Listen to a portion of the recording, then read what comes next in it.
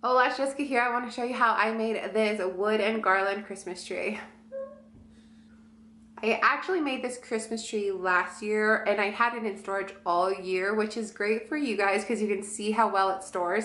So if you are low on square footage in your house or storage square footage to store a big traditional Christmas tree, or if you're just looking for something modern, different like myself, this is a great option. So the only thing I did was remove the larger ornaments from the garland. The flowers, the garland, the lights, the bells, they all stood on. I wrapped it with plastic. We had some leftover plastic, or if like items came with plastic, I just kind of taped it together and covered it so it will remain dust free. Stuck it behind our junk in the garage and it was there all year. Didn't get in the way because it was behind all the stuff. And then we just cut it open and threw it back on the wall this year, plugged it in, threw those bigger ornaments on, and we were done. So the only difference was this year, the bow that's on top, I guess I can just make another one, but we'll see. I just put that on our sliding door versus being on top of the tree. Sorry if you're hearing my daughter making noise. Hi. You eating? Is it good? Are you getting me all dirty? Yeah, okay. So I got the wood, they're 1x2s at Home Depot, as well as the hooks for the larger ornaments I got at Home Depot. And then the lights I got at Ace Hardware, but you can get those at Home Depot as well. And the garland, the flowers, and the ornaments I got at Dollar Tree. Need those items plus a few power tools like a saw or a hand saw would do, actually, because it's a 1x2, so a hand saw would do. You don't need a power saw. And the screws and the bits. I tried to use a staple gun and that didn't work. Let's get into it. I put blue painter's tape on my wall for a reference of sizing and angles that I needed, but I really only took the top point angle, and I found out I needed to cut my right 1x2. I'm making this tree out of 1x2s, and I needed to cut the right one at 25 degrees. To be fully honest, the inside angle came out to 39 degrees, but just trust me, it gets confusing, so just make your top cut at 25 degrees, setting your power saw. And then your left one, I butted it up against the left one just to double check my angles, but I ended up cutting it on the opposite end of my power saw at 50 degrees.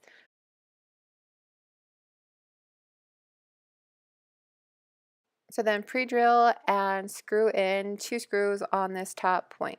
You can kind of see the staples. I tried to see if I can staple this project together to see if it would be easier for you guys, but it did not work. It would not hold up. So pre-drilling and then screwing in with a screw all the way through is definitely the best option. I do recommend starting at the point of the tree because doing the bottom part will definitely be easier and you'll have leftover scrap to make the box that's supposed to represent the trunk. Your exact measurements for your left and your right 1x2 are going to be different because the way you overlapped them, but if you measure from the point once you join them, they're both going to be 73.5 inches. So both the right and the left from the top point are 73.5 inches. From the center point all the way down to the center bottom of the tree is going to be 69.5 inches, so definitely it's going to be shorter. And the reason I didn't pre-cut these was just so that it would be way easier to line them up, and then I can mark my angle without actually having to figure out what angle that is on the bottom. Way easier this way. So just get a pencil, mark it, and then you can make your cuts. So you see this is your cut now, and again, I didn't actually get a measurement for it. All I did was just draw my lines out when they were overlapping each other, and that's how I cut them, and they came out perfect, which is great. And then I put 2 screws in on every joint. Using my leftover scrap, I went ahead and created a box so that it can sit on the floor and look like the tree stump. Left and right lengths are 11 3/4 inch, and then the bottom of the tree stump is 17 inches wide. I got this from the scrap wood off of the 1x2s from the tree.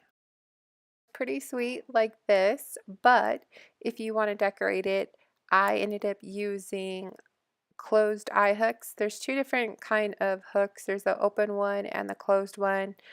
I did use the closed one so that it wouldn't slip off, and then I also used wire. The first thing I did was screw in the eye hooks every 12 inches, and I just kind of used my hands at first to get it in the wood, and then I used a screwdriver and just twisted it until it screwed all the way in. I also offset these eye hooks so they weren't directly across from each other, so you could get that zigzag pattern swaying down. At Dollar Tree, I found this garland, and I used about 3 of them, and I just twisted them on each other when I needed to join them. And I found some ornaments and some bells. And then how I adhered it to the wood frame, I just cut a piece of wire, folded it in half, put it through the eye hook, and then twisted it on the garland, and that's how it stood attached. Starting from the top point, I wrapped the lights around the garland, and then I went to the next point at which I attached it using the wire that I showed you. And I just kept going, just wrapping and then hanging it to the next eyelet. And I just went in a zigzag pattern down the tree. I also bought these poinsettias at Dollar Tree, which come kind of with a wire, so I just wrapped the wire around the garland and it just kind of hangs there. For the bells, they didn't come with a hook or anything, so I just used a piece of wire, snaked it through, and then twisted it on the garland. I did enjoy the bells because if my daughter shakes it or anything, it does make noise, so I do like that. For the ornaments, I found these hooks that are really elegant looking. Well, they're elegant to me. I just use them to hook the ornaments on the garland or at each hook. Last year I had the bow on top of the tree. This year I don't, but I just wanted to show you how I looked. If you have a little one that you think will be pulling on it, then definitely get anchors for it. I'm so happy it's Christmas time. Please don't forget to thumb us up, speak it, spread it, hit the notification button. I will be sharing a clip, as always, at the end of my videos of my daughter, but she might appear really young. Don't get tripped out. It's the same girl. I don't have another kid, and God bless. Okay. Cheese. Yeah. Say hi to the camera. Say hi, everyone. Hi. Good girl. Qué bonita, mamá. Okay. A hat. It is a hat.